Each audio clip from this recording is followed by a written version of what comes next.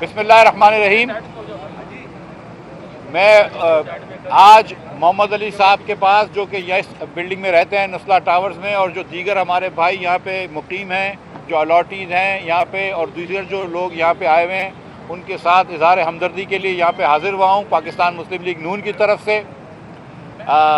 आपके चैनल वाले हजरात मेरे अक्सर मौरूज़ात और सिफारिशात जो LNG या मईशत के बारे में पेश करता हूँ, आप लाइव चलाते हैं। मुझे उम्मीद है कि ये भी आप थोड़ा लाइव चला देंगे।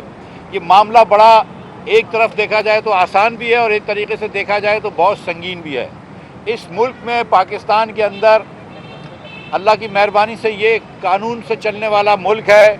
इसके अंदर अगर किसी के पास कानून से लीज का डॉक्यूमेंट होता है तो उस घर से कोई किसी को ताकत के ज़ोर पे नहीं निकाल सकता है। मैं अगर अपने घर में रहता हूं तो मेरे पास भी एक कागज़ है, लीज का डॉक्यूमेंट है, वही मेरे घर की मिल्कियत है मेरे पास। इसी तरह मोहम्मद अली साहब के पास भी एक डॉक्यूमेंट है, वही इनकी मिल्कियत है।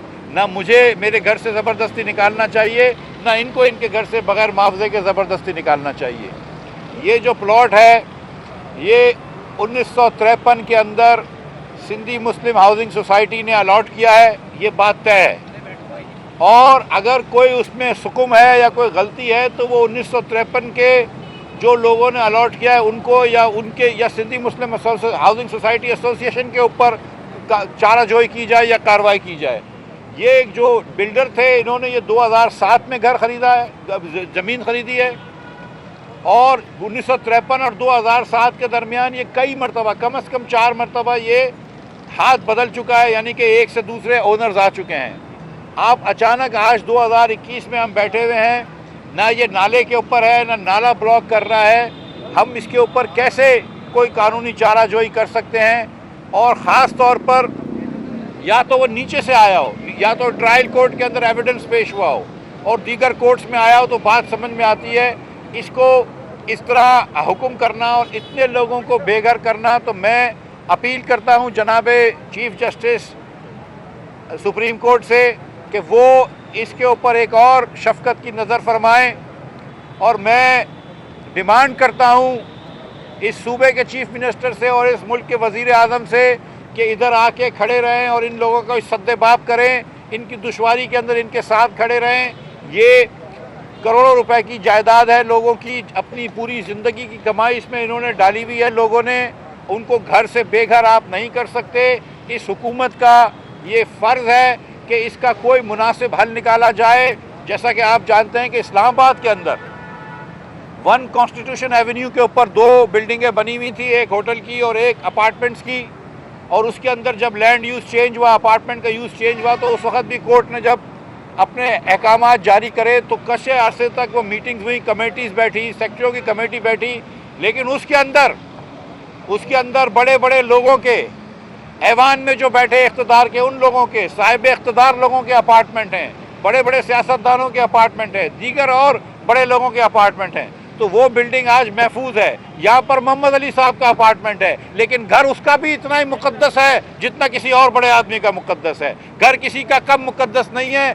चादर और 4 दीवारी का तकद्दुस का पामाल नहीं होना चाहिए इस इस्लामी रियाया के अंदर, इस इस्लामी रिपब्लिक में। तो मैं हुकूमत से डिमांड करता हूँ और चीफ जस्टिस से मैं गुजारिश ही कर सकता हूँ, तो मैं बहुत ही अदब के साथ उनके साथ गुजारिश करता हूँ कि इन लोगों को बेघर ना होने दिया जाए। और यहाँ पर ये ज़्यादती हो जाएगी, इन लोगों की ज़िंदगी भर की जायदादें ख़त्म हो जाएंगी, ये बेघर हो जाएंगे। और इसके ऊपर मुनसिफाना लेकिन शफ़क़त के साथ फ़ैसला करा जाए और बड़े दिल के साथ फ़ैसला करा जाए। और ये बात याद रखी जाए कि इस पाकिस्तान के अंदर और इस कराची में हज़ारों बिल्डिंगें रेगुलराइज हुई हैं।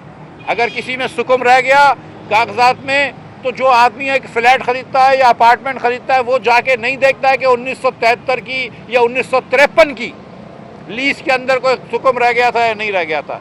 ये इसके ऊपर ना डालें वज़न आप, नहीं तो ये कागज़ की लीज़ डॉक्यूमेंट की अगर लीज़ डॉक्यूमेंट की सैंक्टिटी ख़त्म हो जाती है, तो फिर मैं आपको सच बता रहा हूँ कि ये नस्ला टावर्स नहीं, फिर कराची के अंदर कोई मकान की, पाकिस्तान में कोई मकान की सैंक्टिटी नहीं रहती है। तो ये बात हमको याद रखनी चाहिए। और मैं फिर से एक मरतबा हमारे भाइयों के साथ इज़हार हमदर्दी करता हूँ अपनी तरफ से, मेरी जमात की तरफ से, हम अल्लाह की मेहरबानी से मुस्लिम लीग वाले कराची के साथ खड़े हैं, पाकिस्तान भर के अवाम के साथ खड़े हैं और कराची के साथ खड़े थे, खड़े हैं और खड़े रहेंगे। बहुत शुक्रिया आप लोगों का। साहब ये बताइएगा कि आप यहाँ तशरीफ लाए नशा टावर के जो वकील हैं इनके साथ इदारे जल्दी कर रहे हैं, तो शहर कराची में और भी इंक्रोचमेंट हुई है, क्या वहाँ पर भी आप गए या जहाँ जाने का इरादा है आपका?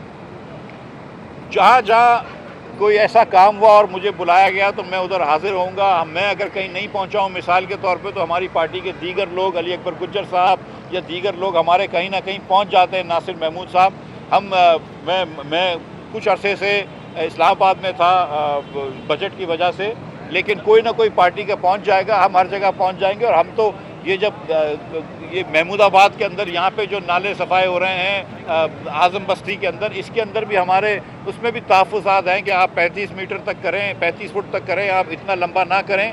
और जो बात है कि चले अगर आपने करना है तो पहले तो उन लोगों को सज़ा दें जिन्होंने उसूल में एलोकेशन करा है। जिसने ख़रीदा है उसको सिर्फ सज़ा ना दें, जिसने बेचा है उसको भी सज़ा दें। किसने बेचा था, किसने जाली कागज़ बनाए थे, और जिसको अभी आप अपने मकान से निकाल रहे हैं, तो हुकूमत सिंध के पास और हुकूमत पाकिस्तान के पास इतने पैसों की कमी नहीं है कि उस आदमी को कॉम्पनसेट ना कर सके। किसी का 40 लाख रुपए का आप क्वार्टर अगर तोड़ रहे हैं तो उसको 40 लाख रुपए दे, उसको ऑल्टरनेट घर दे, वरना वो किधर जाएगा। मुझे ये भी बता दें साथ साथ कि वो आदमी घर लेके किधर जाएगा। आप दुकानें बिल्कुल तोड़ें, बसदरे शौक तोड़ें, लेकिन उसको कॉम्पनसेशन दे, उसको बताएं, मुझे बताएं कि उसको रोज़गार कहाँ से मिलेगा। किसी को सड़क पे लाना या किसी को भूखा रखना, उसका रोज़गार छीनना कोई बड़ी बात नहीं है, ताकत वाले लोग कर सकते हैं, लेकिन उसका घर चलवा देना जो है मेरे ख्याल से वो ज़्यादा अच्छी बात है। अच्छा मिफ्ता साहब, एक हमारे मुल्क के अंदर एक रिवायत बनती जा रही है कि अदालत हमेशा उन लोगों के खिलाफ फैसले देती है जो कि खरीदार होते हैं।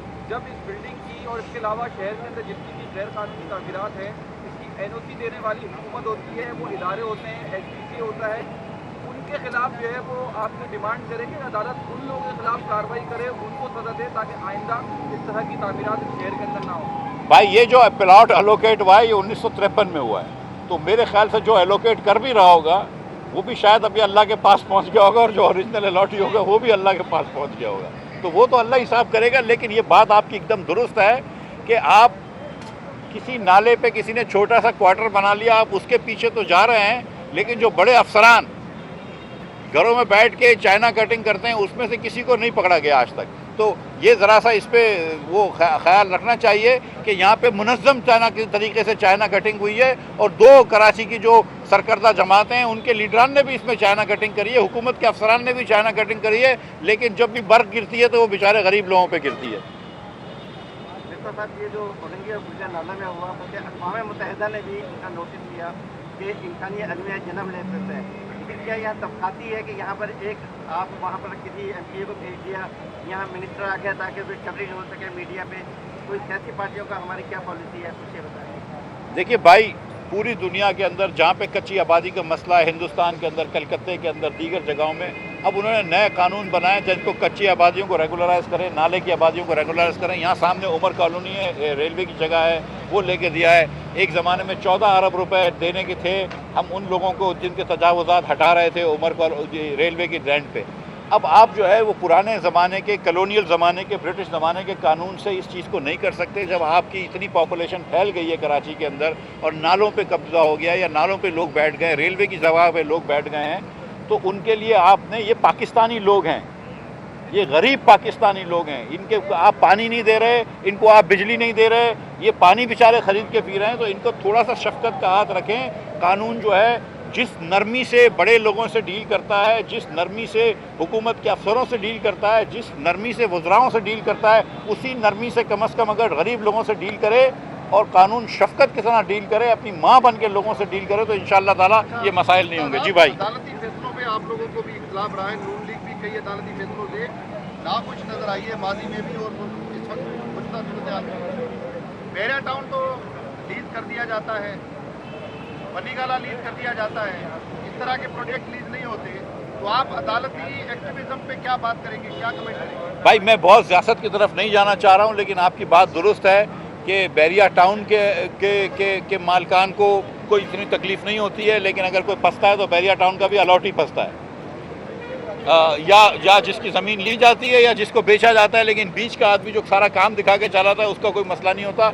और ये बात तो सबने कही है कि बनी गाला जो है वो रेगुलराइज हो गया, जो उसकी मनी ट्रेल भी नहीं थी, और गुज्जर नाला जो है वो तोड़ दिया गया। तो ये आप देख लें कि एक आदमी इक़्तिदार के आवान पे है, इक़्तिदार है, और एक आदमी गरीब है। तो मैं ये सियासत नहीं करना चाह रहा हूँ, लेकिन जो शफ़क़त हम बड़े लोगों से करते हैं वही शफ़क़त कानून को गरीब लोगों से या कम असर वाले लोगों से करनी चाहिए। बहुत शुक्रिया।